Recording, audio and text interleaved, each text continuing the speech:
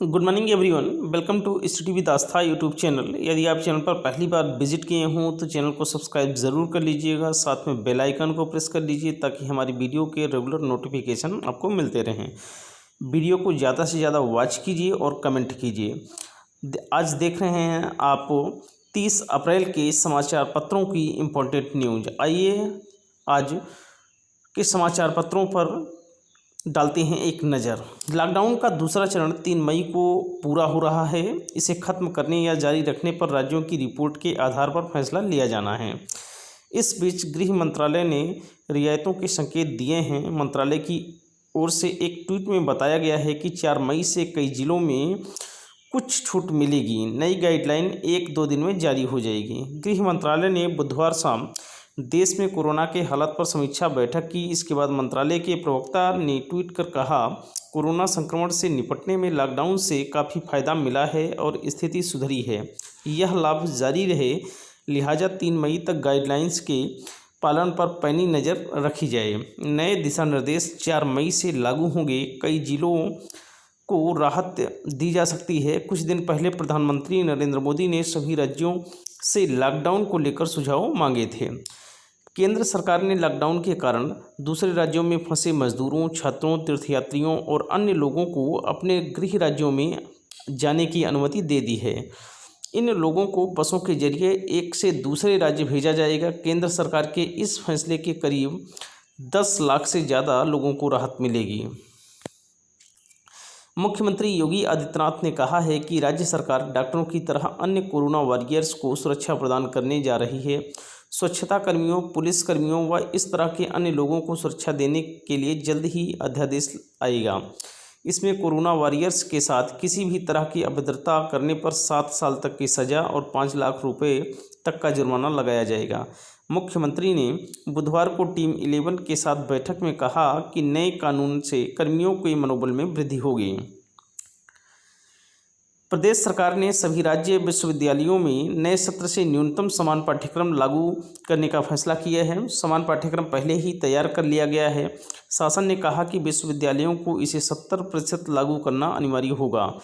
वे चाहें तो इन पाठ्यक्रमों को 100% भी लागू कर सकते हैं। उच्च शिक्षा विभाग के विशेष सचिव मनोज कुमार ने सभी विश्वविद्यालयों के कुल सचिवों को इस संबंध में पत्र लिखा है। इस फैसले के संबंध में संस्तुतियां उपलब्ध कराने के लिए बुंदेलखंड विश्वविद्यालय झांसी के तत्कालीन कुलपति प्रोफेसर सुरेंद्र दुबे की अध्यक्षता में एक कमेटी का गठन किया गया है। रोजगार सृजन के लिए प्रत्येक विषय में रोजगार स्तर पर अंतिम वर्ष में कौशल विकास का एक पाठ्यक्रम अनिवार्य रूप से रखा जाएगा। इस पाठ्यक्रम के तहत अनिवार्य रूप से 3 माह का औद्योगिक प्रशिक्षण भी होगा। मानव संसाधन विकास मंत्रालय सीबीएसई बोर्ड की 10वीं 12वीं के 29 विषयों की लंबित परीक्षाएं आयोजित करने की तैयारी में जुट गया है। अधिकारियों ने बताया कि परीक्षाएं कराने की कोशिश की जा रही हैं। जम्मू कश्मीर के शोपियां जिले में सुरक्षा बलों के साथ मुठभेड़ में 3 आतंकवादी मारे गए। इस दौरान 3 सुरक्षाकर्मी भी घायल हुए हैं। प्रदेश में बुधवार को कोरोना से 5 मरीजों को मौत हो गई। आगरा में 2, मथुरा, फिरोजाबाद और बरेली में 1-1 लोगों की मौत हुई। 81 नए मरीज मिले हैं। इनमें अकेले आगरा के ही 29 हैं। संक्रमित मरीजों की कुल संख्या 2134 पहुंच गई है। अभिनेता इरफान खान का मुंबई के एक अस्पताल में बुधवार को निधन हो गया। वह 54 साल के थे। लंबे समय से एक दुर्लभ किस्म के कैंसर से जंग लड़ रहे थे। इनके परिवार ने यह जानकारी दी। 54 वर्षीय इरफान को मलाशय संक्रमण के कारण मंगलवार को कोकिलाबेन अस्पताल में भर्ती कराया गया था। वे आईसीयू में थे। अभिनेता को 2018 में न्यूरोएंडोक्राइन ट्यूमर हुआ था, जिसके इलाज के लिए वे ब्रिटेन चले गए थे। ऑपरेशन के बाद 2019 में तबीयत संभलने के बाद वे अंग्रेजी मीडियम फिल्म की शूटिंग पर लौट आए थे, जो उनकी आखिरी फिल्म है।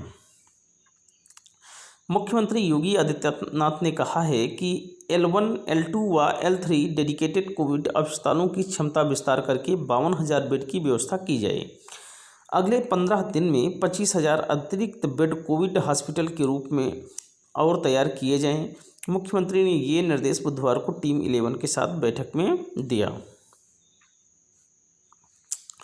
सहकारिता विभाग की भर्तियों में हाल के वर्षों में हुए घोटाले के बाद राज्य सरकार ने भर्ती संस्थान सहकारी संस्थागत सेवा मंडल के अधिकारों को सीमित कर दिया है। कार्मिकों की भर्ती के लिए मुंबई की संस्था Indian banking personal selection board IBPS तथा टाटा कंसल्टेंसी सर्विसेज के माध्यम से कराई जाएगी। इसके लिए उत्तर प्रदेश सहकारी समिति अधिनियम में बदलाव कर दिया गया है। इस बदलाव के साथ ही प्रमुख सचिव सहकारिता MVS रामी रेड्डी ने शासनादेश जारी कर दिया है। संशोधन के मुताबिक अब सहकारिता संस्थागत सेवा मंडल सीधी भर्ती के तहत उत्तर प्रदेश राज्य सहकारी बैंक, जिला सहकारी बैंकों और सहकारी ग्रामीण बैंकों से अधियाचन लेगा। अधियाचन लेने के बाद मुंबई की संस्था इंडियन बैंकिंग सिलेक्शन बोर्ड को भेजेगा। भर्ती की समस्त प्रक्रियाएं इसी संस्था के द्वारा पूरी की जाएंगी। सेवा मंडल की भूमिका महज मध्यस्थों की होगी। लॉकडाउन अवधि के मिड डे मील के राशन और कन्वर्जेंस कास्ट को देने की तैयारी शुरू कर दी गई है। राशन घर पर और कन्वर्जेंस कास्ट अभिभावकों के खाते में भेजी जाएगी। प्राइमरी स्कूल के एक बच्चे को 45 दिन के लिए 4.5 किलो अनाज और 223 रुपया 65 पैसे और जूनियर में प्रति विद्यार्थी 6.25 किलो अनाज और 335 रुपया 25 पैसे कन्वर्जेंस कास्ट दी जाएगी। राष्ट्रीय अध्यक्ष अखिलेश यादव ने कहा है कि कोरोना वायरस के फैलते संक्रमण के दौर में भी सत्ता से जुड़े भ्रष्ट तत्व अपनी जेबी भरने में बाज नहीं आ रहे हैं। सरकारी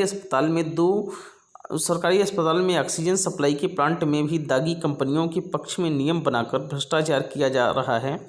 कोरोना संकट से निपटने में लापरवाही भी बरती जा रही है और आंकड़ों में हेरफेर कर जनता को गुमराह किया जा रहा है। अखिलेश ने बुधवार को जारी बयान में कहा कि तमाम दावों के बावजूद गंभीर बीमारियों से जूझ रहे मरीजों के इलाज नहीं मिल पा रहा है। लगातार दागदार कंपनियों को किसके कहने पर ऑक्सीजन सप्लाई का काम बांटने की तैयारी हो रही है। लखनऊ से मेरठ तक ब्लैक लिस्टेड कंपनी को उनके मुताबिक नियम बदलकर टेंडर पास किए जाने की साजिश चल रही है। बॉलीवुड सिंगर कनिका कपूर ने बुधवार को सरोजिनी नगर पुलिस को अपने घर बुलाकर बयान दर्ज कराया। इस दौरान कनिका ने अपने ऊपर लगे सभी आरोपों को निराधार बताया है। 27 अप्रैल को पुलिस ने उन्हें पूछताछ के संबंध में नोटिस दिया था। कनिका ने नोटिस की अवधि पूरी होने के एक दिन पहले ही बयान दर्ज करा दिए। श्रम विभाग की आपदा राहत सहायता योजना के तहत आर्थिक मदद से वंचित विभाग में पंजीकृत व नवीनीकृत श्रमिक मई माह में सहायता राशि के रूप में 2,000 रुपये एक मुश्त पा सकते हैं। इसके लिए उन्हें बस अपना बैंक खाता अपडेट कराना होगा, क्योंकि खातों का विवरण गलत होने के कारण अभी तक अप्रैल माह की 1,000 रुपये की पहली किस्त नहीं भेज पाए हैं। उत्तर प्रदेश आवास विकास परिषद ने इंजीनियरों व कर्मचारियों के कई भत्तों को रोक दिया है। शासन के आदेश के बाद बुधवार को आवास विकास परिषद के वित्त नियंत्रक धर्मेंद्र वर्मा ने इसे रोकने का आदेश जारी किया। इस आदेश के बाद कर्मचारियों में काफ़ी आक्रोश पैदा हो गया है। उत्तर प्रदेश सचिवालय सेवा संगठन समन्वय समिति ने बुधवार को मुख्यमंत्री योगी आदित्यनाथ से महंगाई भत्ता, सचिवालय भत्ता, नगर प्रतिकर भत्ता के साथ ही 1 साल पूर्व बंद किए गए परिवार कल्याण भत्ता को भी बहाल किए जाने की मांग की है। लिखा है कि भत्तों को रोके जाने से सभी कर्मचारी आक्रोशित व कुंठित हैं। इलाहाबाद हाईकोर्ट ने SIT जांच रिपोर्ट एवं डॉक्टर भीमराव अंबेडकर विश्वविद्यालय आगरा की रिपोर्ट के बाद सत्र 2005 की BEd की फर्जी डिग्री के आधार पर प्रदेश के विभिन्न जिलों के प्राथमिक विद्यालयों में सहायक अध्यापकों की बर्खास्तगी को अवैध करार दिया है। न्यायालय ने कहा है कि फर्जी डिग्री से कई हुई नियुक्ति शून्य एवं अवैध हैं। ऐसी नियुक्ति को निरस्त कर बर्खास्तगी के लिए विभागीय जांच की जरूरत नहीं है, क्योंकि फ्रॉड एवं न्याय एक साथ नहीं रह सकते। न्यायालय ने कहा कि सरकार फर्जी अध्यापकों से वसूली करने के लिए स्वतंत्र है। यह भी कहा गया है कि जिनकी डिग्री सही है उन्हें बहाल कर वेतन भुगतान किया जाए। यह आदेश न्यायमूर्ति SP केसरवाली ने सहायक अध्यापक नीलम चौहान सहित 608 अन्य लोगों की याचिकाओं को निस्तारित करते हुए दिया है। बुलंदशहर के अनूप शहर क्षेत्र के गांव पगौना में 2 साधुओं की हत्या बड़ी बेरहमी से की गई। पुलिस की माने तो पोस्टमार्टम रिपोर्ट में हेड इंजरी के चलते साधुओं की मौत होना बताया गया है। एक साधु के सिर में 5 घाव तो दूसरे के सिर में डंडे के प्रहार से 2 चोटें आने बताया गया है। मानव संसाधन विकास मंत्रालय सीबीएसई बोर्ड की 10वीं और 12वीं की 29 विषयों की लंबित परीक्षाएं आयोजित करने की तैयारी में जुटा है। अधिकारियों ने बताया कि परीक्षाएं कराने की यथासंभव कोशिश की जा रही है। मंत्रालय ने राज्यों को निर्देश दिया है कि परीक्षाएं पहले जो ली जा चुकी हैं उनके मूल्यांकन की प्रक्रिया शुरू की जाए और केंद्रीय माध्यमिक शिक्षा बोर्ड सीबीएसई को उत्तर पुस्तिका के मूल्यांकन में मदद करें। मानव संसाधन विकास मंत्री रमेश पोखरियाल निशंक ने विश्वविद्यालयों में परीक्षा के लिए यूजीसी द्वारा तैयार दिशा निर्देश जारी कर दिए हैं। बुधवार की शाम को जारी दिशा निर्देशों में कहा गया है कि हर विश्वविद्यालय में एक कोविड प्रकोष्ठ का गठन करना होगा। परीक्षाओं और नए सत्र को लेकर छात्रों के मुद्दों का समाधान करेगा। यूजीसी भी एक कोविड प्रकोष्ठ बनाया जाएगा। 3 मई के बाद लॉकडाउन खुलेगा या नहीं यह तय न होना है, लेकिन राज्यों की चिंता संसाधनों को लेकर बढ़ रही है। राज्य एक तरफ पूरी छूट को लेकर खुद हिचकिचाहट में है, वहीं उनकी चिंता ये भी है कि लॉकडाउन की वजह से प्रभावित बड़ी आबादी को राहत कैसे पहुंचाएं। राज्य केंद्र से हजारों करोड़ का पैकेज मांग रहे हैं। देश में कोरोना का कहर थमने का नाम नहीं ले रहा है। बीते 24 घंटों के दौरान रिकॉर्ड 71 मौतें दर्ज की गई हैं। यह संख्या अब तक की सर्वाधिक है। साथ ही मौतों का आंकड़ा 1000 पार करते हुए 1008 तक पहुंच गया है। इसी अवधि में 1840 नए रोगी भी आए। इसके साथ कोरोना संक्रमितों की संख्या 31,787 तक पहुंच गई है।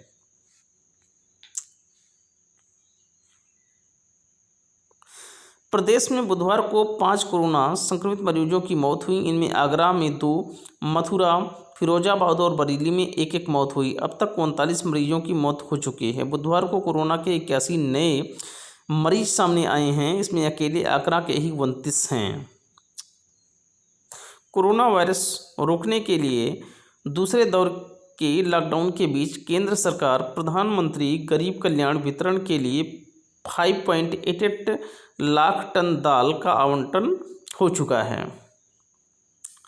कोरोना और लॉकडाउन को लेकर विभिन्न राज्यों से आए सुझाव और प्रस्तावों पर केंद्र गंभीरता से विचार विमर्श कर रहा है। 11 उच्च स्तरीय समूहों के इन सारे मुद्दों पर चर्चा हो रही है। राज्य की प्रमुख चिंताएं लॉकडाउन से पैदा हो रही दिक्कतें व संक्रमितों की संख्या में हो रही बढ़ोतरी है। ऐसे में किसी बड़े राज्य से लॉकडाउन समाप्त करने की मांग नहीं आई है।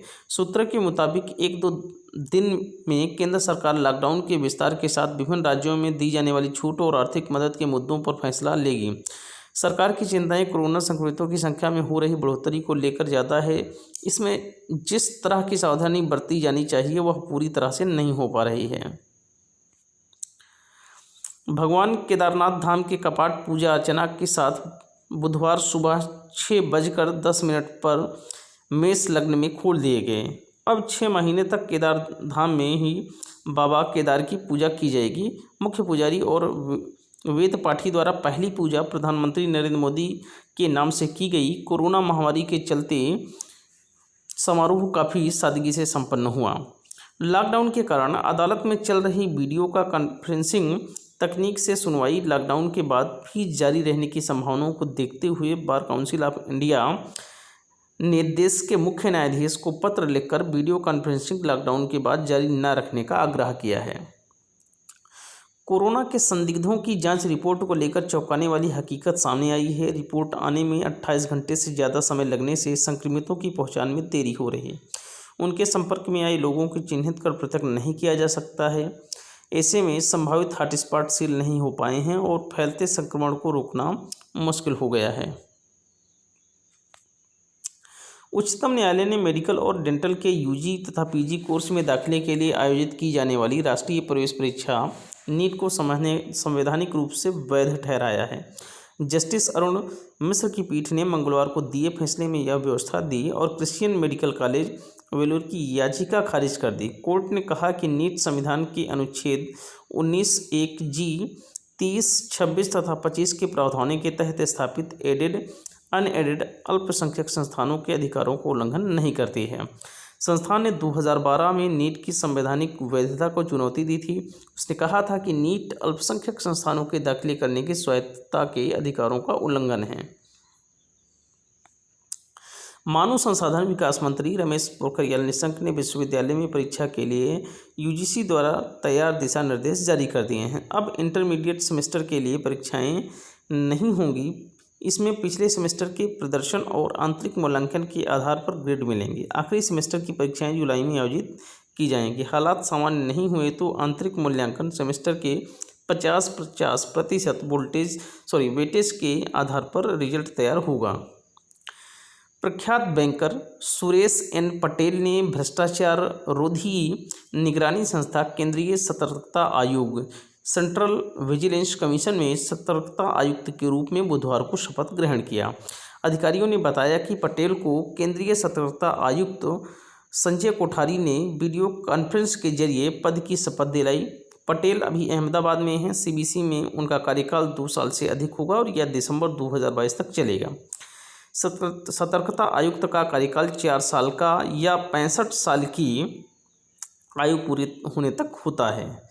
कोरोना महामारी के मद्देनज़र कार्मिक मंत्रालय ने बुधवार को जारी आदेश में केंद्रीय कर्मचारियों को आरोग्य सेतु मोबाइल ऐप तत्काल डाउनलोड करने को कहा है। यह भी कहा है कि ऐप में सुरक्षित हालात का संकेत मिलने पर ही कर्मचारी काम पर जाएं। कोरोना पीड़ितों की नज़दीकी संपर्क में आने वालों को संक्रमण का डर ज़्यादा रहता है। यह खतरा कितना अधिक है, इस पर अध्ययन पहली बार सामने आया है। इससे पता चलता है कि सबसे ज़्यादा खतरा घर में साथ रहने, भोजन करने और सफ़र करने वालों को हो सकता है। दूसरा, नज़दीकी संपर्क में आए सभी लोगों को संक्रमण की आशंका नहीं है।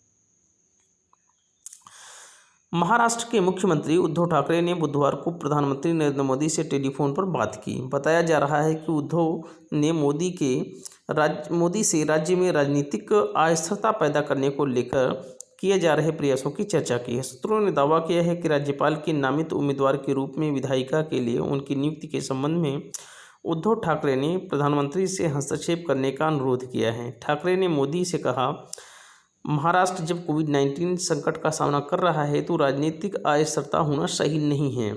उन्होंने प्रधानमंत्री मोदी से इस पर गौर करने का आग्रह किया है।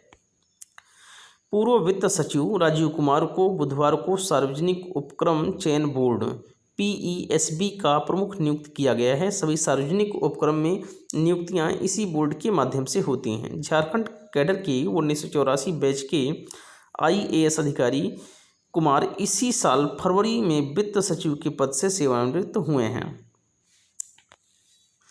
जर्मनी में लॉकडाउन में ढील के बाद कोरोना का संक्रमण बढ़ने लगा है और वहां सरकार पर लॉकडाउन न खोलने का दबाव बढ़ रहा है।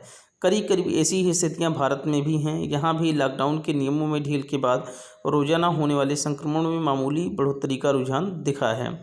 जर्मनी और भारत में लॉकडाउन में कई समानताएं हैं। जर्मनी में 22 मार्च को लॉकडाउन हुआ था और 20 अप्रैल से कुछ छूट दी गई। भारत में 25 मार्च से लॉकडाउन के बाद 20 अप्रैल से कुछ ढील दी गई। दोनों देशों का लॉकडाउन 3 मई को खत्म होने जा रहा है। इसमें दो राय नहीं है कि दोनों देशों ने कोरोना को सफलतापूर्वक काबू किया है।